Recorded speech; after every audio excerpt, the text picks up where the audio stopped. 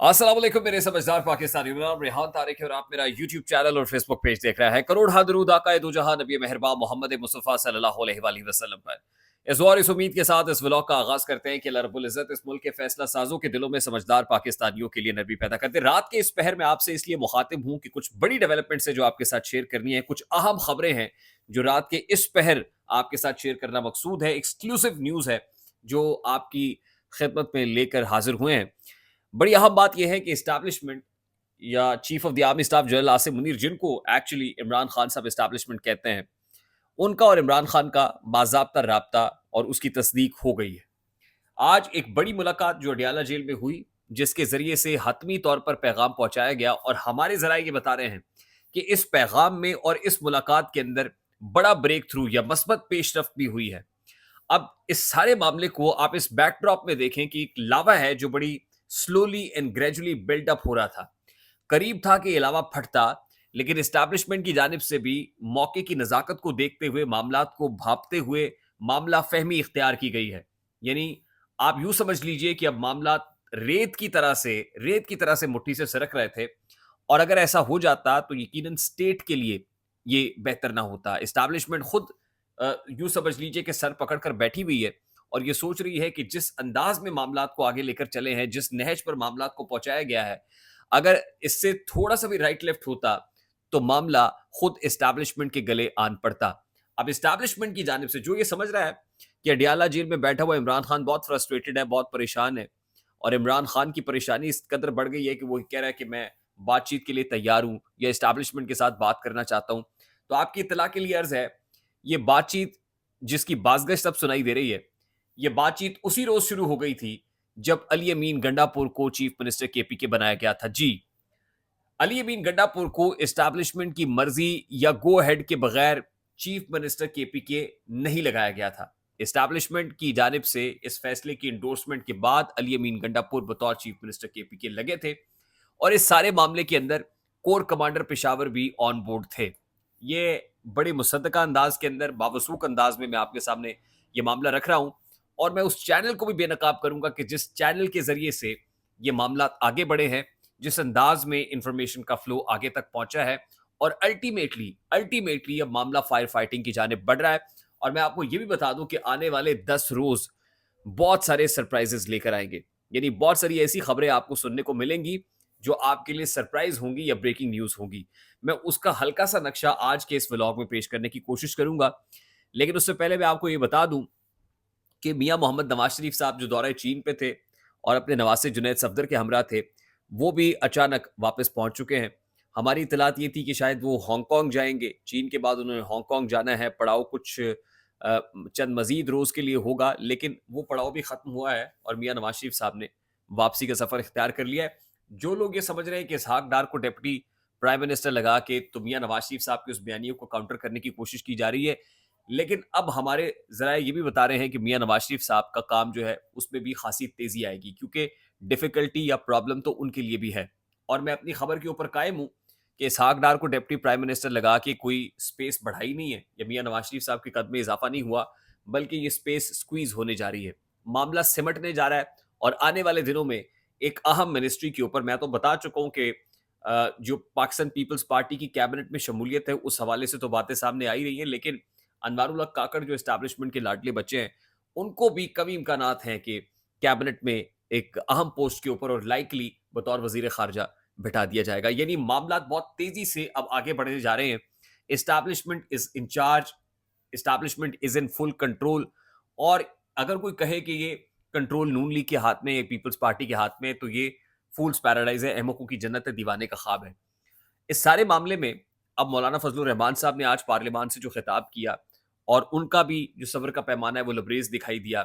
Million मार्च की बातें कर रहे हैं, पीटीआई को हुकूमत देने की बातें कर रहे हैं, प्रेशर माउंट कर रहे हैं। हुकूमत के बस में नहीं है, ना ही हुकूमत के पास मैंडेट मौजूद है। अब चारों तरफ से आप समझिए कि 360 जंग है, सड़कों के ऊपर भी, पार्लियामान के अंदर भी, सोशल मीडिया के ऊपर भी, जिसको एस्टैब्लिशमेंट शैतानी मीडिया कहती है। अब ये जो कट्टा है ना, जो कट्टा खोला है एस्टैब्लिशमेंट ने, इसको बांधना इस वक्त एस्टैब्लिशमेंट के लिए दर्द सर बना हुआ है। ये बात मैं बड़े बावसूक अंदाज में आपको बता रहा हूं कि एस्टैब्लिशमेंट का जो है वो प्राइमरी एजेंडा ये है कि इस कट्टे को किसी तरीके से बांधा जाए, क्योंकि सिर्फ लोकल एस्टैब्लिशमेंट माने नहीं रखती, बल्कि इंटरनेशनल एस्टैब्लिशमेंट का भी प्रेशर है। अब रात गए, दर्जनों गाड़ियों का काफिला सिक्योरिटी प्रोटोकॉल के अंदर अडयाला जेल पहुंचा, और आज जो मुलाकातें इमरान खान साहब से हुई, वो मुलाकातें तो हो गई, लेकिन अल्टीमेटली जो डिसीजन है वो इस मुलाकात के अंदर हुआ। आज ही अली अमीन गंडापुर साहब चीफ मिनिस्टर केपी के इमरान खान से मुलाकात के लिए और हतमी फैसलों के लिए, जिस बारे में इमरान खान ने कहा था कि वो कल बताएंगे, यानी कल तक का वक्त चाहिए, वो चेयरमैन पब्लिक अकाउंट्स कमेटी का मामला हो या मुज़ाकरात का मामला हो, उन्होंने आज 3 रुकनी कमेटी अनाउंस कर दी, लेकिन इसका ग्रीन सिग्नल या गो हेड नहीं दिया कि मुज़ाकरात होने हैं या नहीं होने। शिबली फराज, अली अमीन गंडापुर, उमर अयूब, इससे ये तो जाहिर हो गया कि Imran Khan is pro negotiation, वो चाहते हैं कि मुज़ाकरात हों, मेज पर बैठे। और मैं आपको ये बता दूं कि मुज़ाकरात जो बाज़ाब्ता अंदाज में करने की बात हो रही है, ये मुज़ाकरात उस रोज हो गए जिस रोज अली अमीन गंडापुर को बतौर चीफ मिनिस्टर केपी के तस्लीम कर लिया गया। और अली अमीन गंडापुर जब वजीर आजम से मिलने गए, शहबाज शरीफ से मिलने गए, तो उससे पहले उनकी मुलाकात इस्टेब्लिशमेंट के बड़े अहम लोगों से, मैं अगर ये कहूं कि टॉप नॉच लोगों से हो गई थी। कोर कमांडर पेशावर के अलावा टॉप नॉच लोग, समझ लीजिए आप, वो सुप्रीम इंटेलिजेंस एजेंसी के सरबराह भी हो सकते हैं, वो चीफ भी हो सकते हैं, टॉप नॉच लोगों के साथ अली मीन गंडापुर साहब की मुलाकात हुई और अल्टीमेटली एक मैसेज लेके इमरान खान साहब के पास पहुंचे। अब कुछ कॉन्फिडेंस बिल्डिंग मेजर्स हुए हैं। जब बातचीत का रास्ता खुलता है तो सीबीएम्स होते हैं। यकीनन दोनों फरीकैन को आपस में एक दूसरे को एतमाद में लेना बहुत जरूरी होता है। इन्हीं सीबीएम्स के चक्कर में हमने देखा कि पाकिस्तान तहरीक इंसाफ के 9 मई के सिलसिले में जो 20 कारकुनान गिरफ्तार थे, उनको रिहा किया गया और उनकी जो सजाएं बाकी मानदा थी, जो थोड़ी बहुत रह गई थी, वो chief of the army staff की तरफ से माफ कर दी गई। उसके बाद मुराद सईद समेत पाकिस्तान तहरीक इंसाफ के बहुत सारे लोगों का नाम एग्जिट कंट्रोल लिस्ट या ईसीएल से निकाला गया और आज भी बड़ी तादाद में एग्जिट कंट्रोल लिस्ट से पाकिस्तान तहरीक इंसाफ के लोगों के नाम निकल गए हैं। ये वो सीबीएम्स है जो एस्टैब्लिशमेंट की जानिब से किए गए हैं। एस्टैब्लिशमेंट ने कॉन्फिडेंस बिल्डिंग मेजर के तौर पे जो इमरान खान मुतालबात रख रहे थे कि मेरे रहनुमाओं, मेरे कारकुनान को जो है इंसाफ फराम किया जाए, जो बेगुनाह पकड़े हुए हैं उनको रिलीज किया जाए, उनकी रिलीज का सिलसिला अब आपको बड़ी तेजी से होता हुआ नजर आएगा और इसका ये हो चुका है, ये सिलसिला slowly and gradually build up हो रहा है। उसमें दो चीजें बड़े तेजी से होने जा रही हैं। नंबर वन, मैं आपको ये बता दूं कि इमरान खान साहब को ये कहा गया कि 9 मई से मुताल्लिक आप माफ़ी मांगे और अगर माफ़ी मांगेंगे इस्टेब्लिशमेंट से तो अल्टीमेटली आपकी रिहाई हो सकती है। लेकिन इमरान खान का इस मामले पे भी नैरेटिव यही है कि एब्सोल्युटली नॉट, जुडिशियल इंक्वायरी कराएं, पता कराएं, 9 मई के अंदर तो हम मुलविस नहीं है। अब इमरान खान अपने अपने तई कुर्बानी देने को तैयार है कि जहां तक as far as myself is concerned, ठीक है, आपने जो करना है करें। इस सारे मामले में दो रिहाइयां तो बड़ी तेजी से होती हुई नविश्ता दीवार दिखाई दे रही। एक बुशरा बीबी, आने वाले 10 दिन बड़े इंपॉर्टेंट है, आपको अंदाजा हो जाएगा कि मैं क्या कह रहा हूं और क्यों कह रहा हूं।